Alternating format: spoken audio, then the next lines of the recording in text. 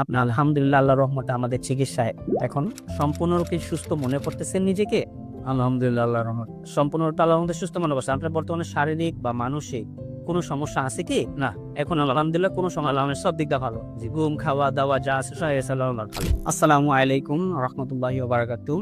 আমি doctor Mohammad Aslam, DHMH BHB Dhaka, BHMH on course Dhaka বিশ্ববিদ্যালয়। বর্তমানে বিশ্বনন্দিত ক্যান্সার চিকিৎসক অধ্যক্ষ ডক্টর এস এন সারোয়ার স্যারের চেম্বার গণস্বাস্থ্য হোমিওতে এজ এ ক্যান্সার চিকিৎসক হিসেবে নিয়োজিত আছি। আজকে আমরা আল্লাহর রহমতে চলে যাব সরাসরি একটা রোগীর কাছে, যে রোগীটা প্রোস্টেটিক ক্যান্সারে আক্রান্ত হয়ে চিকিৎসার জন্য আমাদের এখানে আসেন। আল্লাহর রহমতে আমাদের এখান থেকে চিকিৎসা নিয়েছেন, নিয়ে বর্তমানে রোগীটা সম্পূর্ণরূপে সুস্থ আছে। তারই হিস্টোরিটা, তারই গল্পটা আজকে আমরা শুনবো।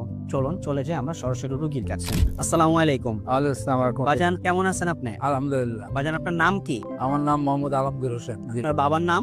মজিবুর হক। আপনার মায়ের নাম? ফাতেমা বেগম। আপনার বাসা কোথায় বাজান? আমাদের বাড়ি মাতোয়াল। মাতোয়ালে কি আপনারা স্থানীয়? না, স্থানীয় না, আমার বাইরে এখন বাড়ি গেছে আসা। মাতোয়ালে এসে বাড়ি করছেন? জি, মাতোয়াল কোন কোন এলাকাতে বা কিভাবে আমরা আপনাকে চিনতে পারি? মাতোয়াল দক্ষিণ পাড়া মুসলিমনগর। ওইখানে গিয়ে কি বললে আপনাকে চিনা যাবে? আপনার আমার নাম বললেই হবে যে আলমগীর সাহেব বাসা কোথায়? আলমগীর সাহেবের বাসা কোথায়? ধরাবাড়ি। আচ্ছা বাজান, আপনার বর্তমান বয়স কত চলতেছে? 70। 70 চলতেছে। উনি কি হয় আপনার? আমার ছেলে। আপনার ছেলে। ভাইজান আপনার নাম? আমার নাম মোহাম্মদ নাজমুল হাসান উজ্জ্বল। কোথায় জবে আছেন? আমি একটা ব্যাংকে কর্মরত আছি আর কি। ব্যাংকে কর্মরত আছেন। আচ্ছা, তো আপনার বাবার বিষয়ে আমার মনে হয় আপনি খুব ভালো কথা বলতে পারবেন। আপনার বাবার বিষয়টাতে, উনি বয়স্ক মানুষ, আমি এতটা না করে আমি আপনার সাথে সরাসরি কথা বলতেছি। আপনার বাবা সর্বপ্রথম কি সমস্যা হয়েছিল ভাই? গত বছর 2025-এ বছরের শুরুর দিকে আর কি, তো বাবা ঘন ঘন প্রস্রাব, তারপরে হচ্ছে প্রস্রাবের রাস্তায় কিছুটা জ্বালাপোড়াও হইতো, এবং এর কারণে উনি দেখা গেছে যে রাতের বেলা মাঝে মধ্যে ঘুমের মধ্যে প্রায় ঘুম ভেঙে তারপর উনি ওয়াশরুমে যেতে হইতো কয়েকবার।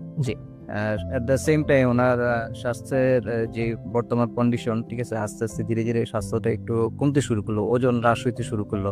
বিভিন্ন ধরনের জটিলতা দেখি আমরা, অনেক আগে থেকে ডায়াবেটিস ছিল না, তো আমরা একটা পর্যায়ে যে সিদ্ধান্ত নিলাম বাসার সবাই, বাংলাদেশের যে বারডেমের হসপিটাল আছে, তো ওখানে যে আমরা যে নিয়মিত যে চিকিৎসাগুলো করে বা যেখানে পরীক্ষা নিরীক্ষা করে, ওখানে বিশেষজ্ঞ চিকিৎসকের শরণাপন্ন হবে। তো আমরা সেখানে বিশেষজ্ঞ চিকিৎসকের শরণাপন্ন হয়ে উনি নানান ধরনের পরীক্ষা নিরীক্ষা অনেক অনেক পরীক্ষাই করলেন, অনেক ধরনের পরীক্ষা করলেন। পরীক্ষা নিরীক্ষা করার পরে উনি একটা সময় আইডেন্টিফিকেশন করতে পারলেন যে না, আমরা এই ধরনের একটা রোগে আক্রান্ত হয়েছি। কি রোগে আক্রান্ত হয়েছিল সেটা? সেটা ওই যে প্রস্টেটিক। প্রোস্টেটিক ক্যান্সারে আক্রান্ত হয়েছেন আপনারা। আচ্ছা, তারপর ওনাদের বক্তব্য কি ছিল? তো ওনাদের বক্তব্য ছিল যে এখন এই ধরনের চিকিৎসা আসলে বাংলাদেশে খুবই ব্যয়বহুল, কিছুটা কয়েকটা ইনজেকশন নিতে হবে, আর হচ্ছে গিয়ে যে আরেকটা সার্জারি করতে হবে। যদি সার্জারি করে ফেলি তাহলে সার্জারি করে ফেলার পরে হয়তো ইনজেকশনটা আর নিতে হবে না, মাসে মাসে একটা ওষুধ খেতে হবে। তো অনেক ব্যয়বহুল। তো আমরা সিদ্ধান্ত নিলাম যে আমরা সার্জারি করে ফেলবো।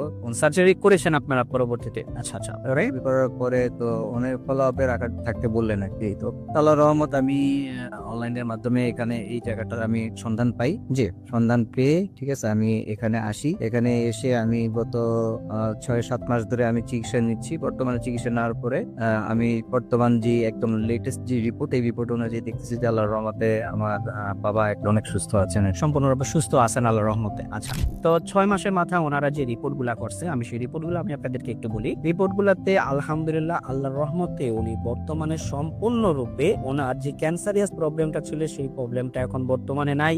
উনি মানসিক ভাবে এবং শারীরিক ভাবে সম্পূর্ণরূপে আলহামদুলিল্লাহ আল্লাহর রহমতে ভালো আছেন। চলুন রোগীর মুখ থেকে একটু শুনে আছি উনি মানসিক ভাবে এবং শারীরিক ভাবে বর্তমানে কি অবস্থা আছেন। বাজান, আমি আপনার কাছে আবার একটু আসলাম। আপনি আলহামদুলিল্লাহ আল্লাহর রহমতে আমাদের চিকিৎসায় এখন সম্পূর্ণরূপে সুস্থ মনে করতেছেন নিজেকে?